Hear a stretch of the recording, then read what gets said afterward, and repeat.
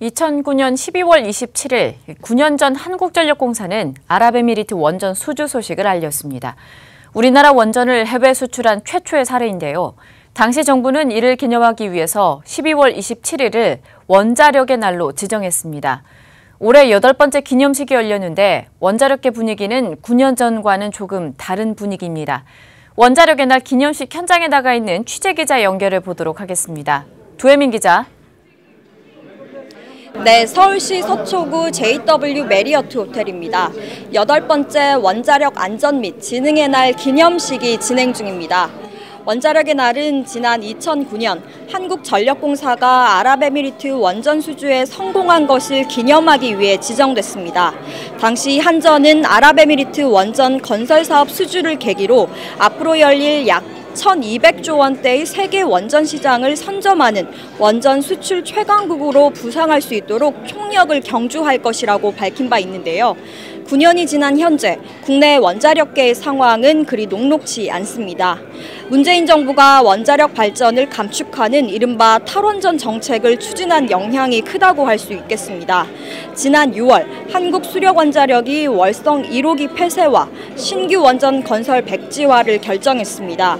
이후 중소기업은 물론 대기업까지 국내 원전업계는 어려움을 호소하고 있는 상황입니다. 원자력을 비롯해 발전 설비 등을 제조하는 두산중공업이 대표적입니다. 김명우 사장이 취임 9개월 만에 사퇴한 데 이어 내년엔 사업 부문을 절반으로 축소하고 직원들은 순환 유급 휴직하기로 했습니다. 탈원전 정책 여파가 컸다는 게 업계 관계자들의 이야기입니다. 학계도 반발하고 있습니다. 한국원자력학회를 비롯해 에너지 정책 합리화를 추구하는 교수협의회 등 탈원전을 비롯한 정부의 에너지 정책에 반대하는 교수들의 목소리가 끊이지 않고 있습니다.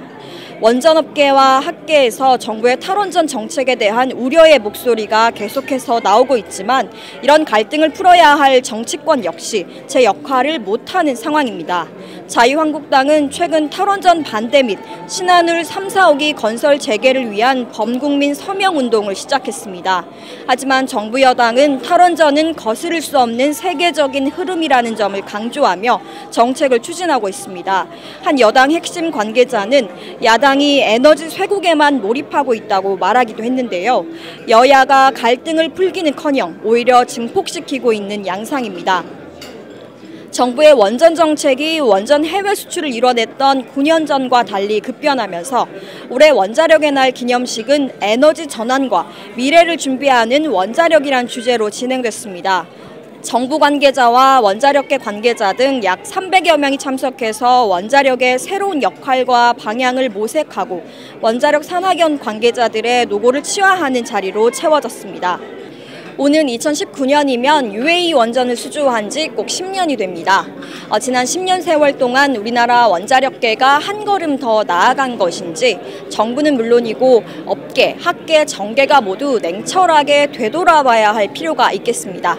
지금까지 원자력의 날 기념식 현장에서 아시아경제TV 도혜민입니다.